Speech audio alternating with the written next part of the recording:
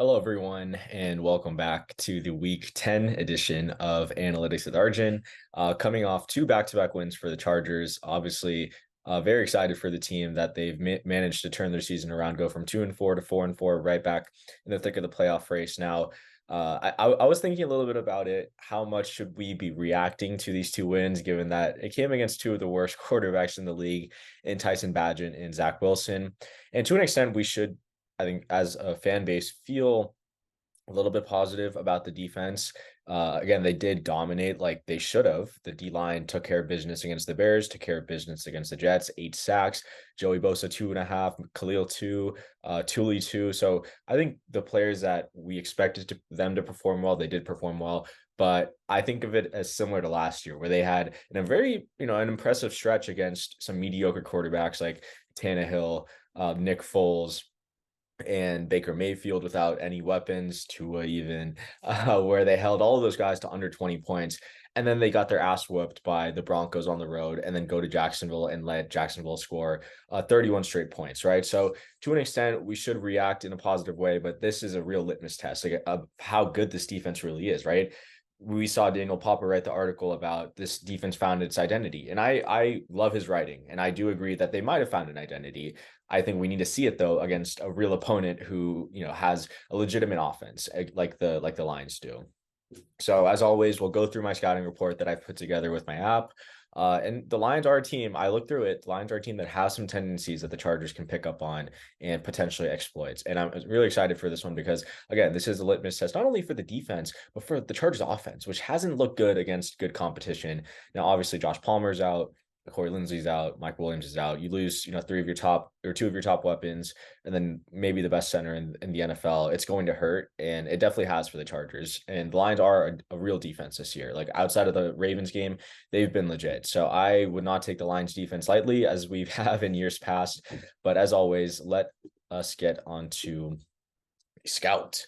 So again, we're using my app, the Scout. You can go to my Twitter at Arjun100. My pinned tweet, I would scroll down. I created I created two apps, one for offense, one for defense. This is locally hosted, so I can run it smoothly. But if you try to host this entire thing on your own, it probably won't load. So go to my Twitter, click the pinned tweet, scroll down a couple, and you'll see the last tweet in that thread, and use those links if you want to access this yourself.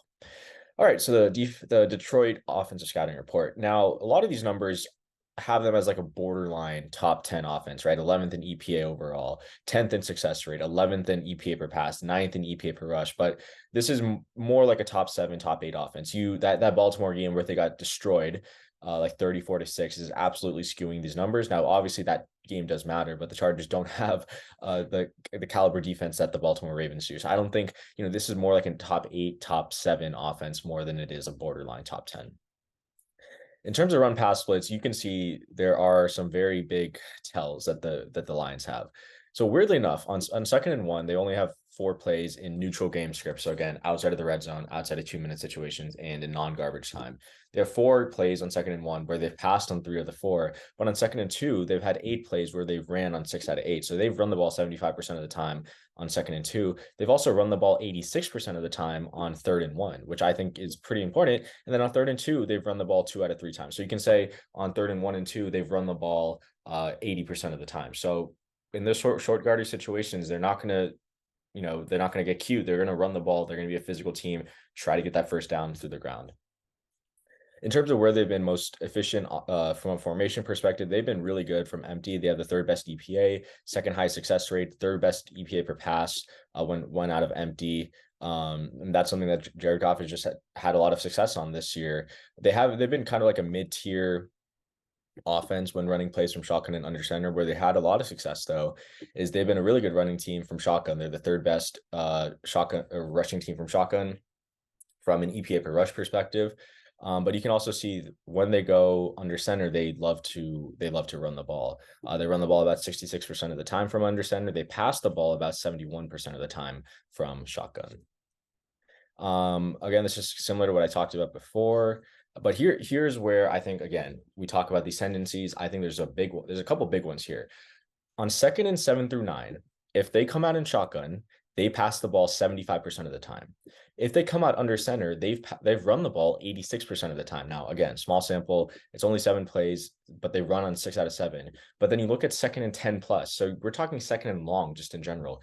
On second and 10 plus, if they line up under center, they've run the ball 100% of the time. So if we extrapolate this 2nd and 7 plus, they've run the ball on 12 out of 13 plays. Now, again, I know it's a small sample size. We only have really 8 games, 8 games of data for the Lions to work with. But that, if they do line up under center on second and long, 2nd and 7 plus, we can most likely guarantee it's going to be a run, or most likely think it's going to be a run. So load the box, be ready for a run, because that's what they've been doing this season. Otherwise, it's been pretty standard. Again, 3rd and 1, if they come out and under center, they've run the ball every single time. There's no reason to think they're going to run play action. They've been a pretty good offense in terms of using whatever personnel. They kind of mix up their personnel a decent amount. They run 11 personnel about 56% of the time. They run 12 personnel about 29% of the time. There's nothing too spectacular, I guess, about this. They, I guess, have the 2nd best EPA per pass when in 21 personnel, but otherwise their 2 most efficient personnel is 11 and 12. They're about like a barely top 10 offense, or borderline like above average offense when out of those personnels. In terms of run pass splits by personnel, when they come out of 13 personnel, they've run the ball on 7 out of 9 plays. Not a huge tell, again, small sample size, but something noteworthy. If they come out in those heavier personnel packages, we can expect a run. In terms of personnel and formation, you could, again, 13 personnel under center, most likely going to be a run the ball in 7 out of 8 plays. And then we look at how they've done against certain defensive looks, right? And look, there's a huge tell right here. When teams have played 6 defenders in the box, which is the most common number of defenders in the box the Lions have faced, the Lions are terrible. They are averaging a negative 0.16 EPA per play. They have the 20th best success rate. They're a bottom 6 passing team when teams put 6 in the box, and they are the 2nd worst rushing team when teams put 6 in the box. So you don't need to put that extra guy. You don't need to play light boxes. If you play that 6-man box, the Lions have really struggled this year, and that's something I think the Chargers can take advantage of. In terms of how they've done against number of DBs, again, teams play nickel against them the most often. That's where they've actually struggled the most against nickel. They've been a pretty good team against dime, pretty good team against base, but they've really struggled against nickel or not really struggled. They're kind of like an average team, and that's where they struggled the most, I guess, against nickel defenses. In terms of the number of pass rushers, there's nothing too spectacular. Like, I guess against 4-man rushes, they have a top 10 offense, or 10th in EPA, 5th in success rate, 3rd in explosive play rate. Against the blitz in general, they're 9th in EPA, 3rd in success rate, 23rd in explosive play rate. So they're not going to toast you for 20 plus yards, but they will move the ball fairly well on you if you blitz. In terms of running the ball, they like to run the ball kind of up the gut. You can see they have 35 rushes right behind the center. They have 33 rushes between the tackle and the guard. They've had the most success, I guess, in this between that guard and center spot, but it's an extremely small sample size. I guess a larger sample size where they've had more success than the league average is running outside the right tackle. So running to Penei Sewell's outside shoulder, they're averaging above a 50% success rate on 17 rushes. So that is higher than the league average, something I think that could be noteworthy to note. And that's where they've had the most success running the ball, with a larger sample size, of course. And then if we look at player tendencies, again, Sam Laporta is kind of their, de facto tight end 1.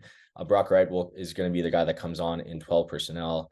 Marvin Jones obviously stepped away from the team, so now we're looking at Jameson Williams as that kind of wide receiver 4. And then you can see Dan Campbell, he's gone for it at times. I think he could be better. At least by Ben Baldwin's model, he hasn't been exceptional at going for it when he should. But I think in general he is someone that will go for it more than expected. And I think some research by guys like Eric Eager have kind of proved that. Now going to the defense, or actually no, let's stick with the offense real quick.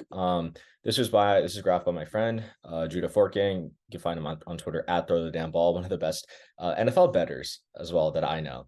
This is looking at quarterback expected points added EPA versus single high coverages and two high. So again, single high, you have that you have a single safety over the middle of the field. Two high, you have the safety splitting the middle of the field. So you can see Jared Goff, top seven quarterback in terms of efficiency against single high. So think cover one, cover three, but he's a below average quarterback when teams are playing two high coverages. So think cover two, cover four, cover six. He has a below average EPA. He has a negative EPA actually. So Chargers under Staley, typically a two high team, like to run a lot of cover four, a lot of cover six. They'll mix in some cover three and cover one now and then, but this is a game that maybe you play again some of those two high shells, 6-man boxes against that, because that's where Jared Goff has struggled in the past, or at least in this year.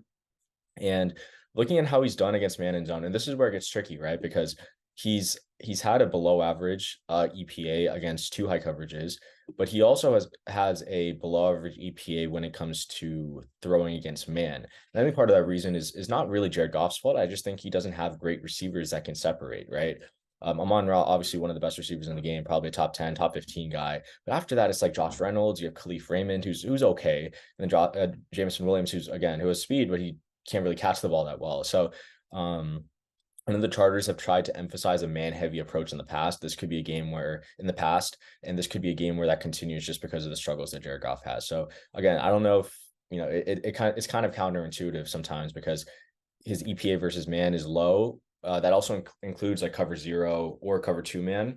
But this could also mean cover one, where Jared Goff has had a little bit of success. But I think mainly this is driven by his success against cover three. And this could be mainly be driven by his success against cover one. So just mixing up a lot of those two high looks, forcing Goff to process post snap. I think that will be the key to success for the Chargers defense. Now, the Detroit defense, like I talked about, it is a kind of borderline, or I would even say top 10 unit right now. And they're coming off a bye, so they're going to be relatively healthy for this game. You can see they're 7th in EPA per play allowed, they're 11th in success rate allowed, 7th in EPA per pass allowed, and kind of league average rushing defense. They mainly play nickel, as you can see. They play nickel about 69% of the time. They play base about 31% of the time. And the interesting thing is they're the best nickel team in the NFL. They are so good when they play their 5 DBs, but they are really bad when they add that third linebacker. They have the third worst or the fourth worst EPA allowed. They have the 6th worst success rate allowed. They're the worst pass defense when they run base in neutral game situations. So the question is, right, how do we get the lines in base? What can the Chargers do? Well, this is where the next table comes in. The second next table. The Lions love to match 12 and 13 personnel and 21 personnel with base defenses. What does that mean, right? If the Chargers come out in 20 or come out in 12, they use Everett and Parham. The Lions have played base defense against 12 personnel about 66% of the time this year. So if you want to try to get them in base, you can come out in 12, or you come out in, well, I wouldn't come out in 13 because the Chargers don't really have a good third tight end. And they don't have a fullback either. So you can't really come out in 21. So if you want to get the Lions in base, you probably have to come out in 12 personnel.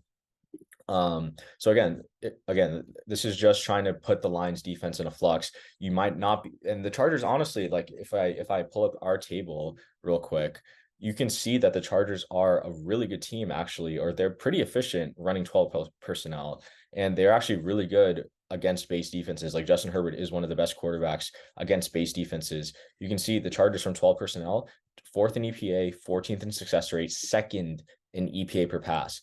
And then you can see against base defense, the Chargers are number 1 in the league against base defense, and they're the second best passing attack against base defenses. Again, smaller sample compared to nickel and dime, but still, you want to get the lines in base because that's where Justin Herbert and the Chargers offense is cooked this season.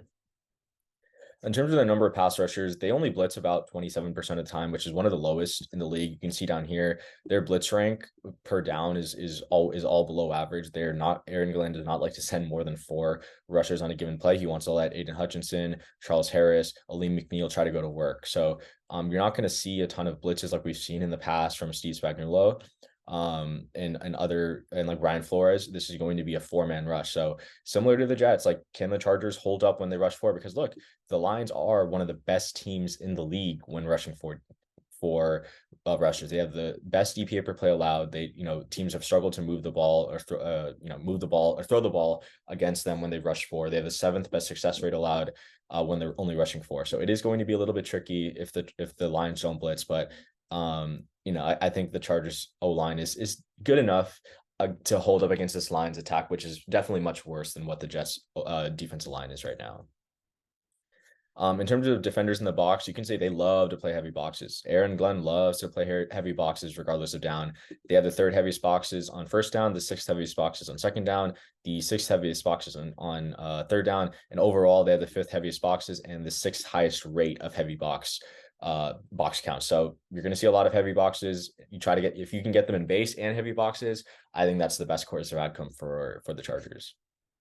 Now, where they struggle, they've actually struggled to stop passes over the middle of the field. You can see they have the 18th best EPA when teams throw 1 to 9 yards over the middle of the field, and they have the 22nd best EPA when teams throw 10 to 19 yards over the middle of the field. So attacking that middle of the field, attacking that rookie linebacker and Jack Campbell, attacking Alex Anzalone, that's where the Chargers have to throw to be able to succeed here. And I think it's kind of gone down recently because of the loss of Palmer and Mike Williams. And I don't think Herbert has that connection yet with Quentin Johnson, who really just has been struggling to get open. But if the Chargers want to win this game, I think taking advantage of the Lions over the middle of the field will be something to monitor. The Lions also struggle at stopping the run when teams run right up the middle. Unfortunately, that's running behind the Chargers' worst offensive lineman in Will Clapp. Otherwise, this is one of the best run defenses in the league. Like I said, you look up here, or I guess not one of the best. They are one of the better. I think, again, this is kind of skewed by that Ravens game where the Ravens ran all over them. But at least by success rate, you can see that they have a better, they are more successful on defense than the league average in almost every gap except right up the middle and between the right tackle and right guard. But that's also a very, very small sample size. Okay, so like I've done in previous videos, I'm just gonna say some recommendations maybe that the Chargers can do to hopefully win this game. Number one, like I talked about, the Lions are a terrible base defense team. How do you get them in base defense? You run more 12 personnel. Are the Chargers good at 12 personnel? Yes, they're very, very efficient when running 12 personnel. Even if they don't have great tight ends, for whatever reason, the Chargers have been a good 12 personnel team this year. So run more 12 personnel this game. Get the Lions to put that third linebacker on. Force them to cover the middle of the field where they have struggled. So more 12 personnel defensively or offensively for the Chargers. Defensively, as we've seen in these graphs, like Jared Goff has struggled against too high coverages. It really has been a theme over the course of his career that he beats coverages that the McVay, Shanahan systems are good at beating, like cover 1, cover 3, but he struggled against too high, which kind of take away those middle of the field throws. And then obviously playing more man, forcing guys like Josh Reynolds to beat you. Now, playing man does not mean leaving Amon St. Brown in single coverage for 70% of the game. Like, you should be putting a lot of emphasis on stopping him and forcing Josh Reynolds and Khalif Raymond and Sam Laporta to beat you. And I think the Chargers have the corners and Derwin James to be able to stop those other weapons. But again, I think it comes down to will the Chargers kind of swallow their pride and be able to double Amon run, force the other guys to beat them. So yeah, more 12 personnel, more too high coverages, and then on high leverage downs, just play man. And I guess I think that should be good enough. And also just some of the big tendencies. Second and long under center, it's most likely going to be run. So if you see that on TV and you see them come out and under center on 2nd and 8, just think that they're going to run the ball because they most likely are. All right, guys, that was my video for the Lions. Hope everyone enjoyed the scouting report as usual. Hopefully people got some interesting takeaways. Again, if you want to find all this information, go to my Twitter, pin tweet, I'll find it there. I'll be posting some of the findings as well on Twitter when the video comes out. But I want to thank everyone for listening to today's episode, and hopefully the Chargers come out of SoFi with a win on Sunday, move to 5-4. But if not, we'll be right back here doing this episode as normal. So thanks everyone again for watching. And as always, Bolt up.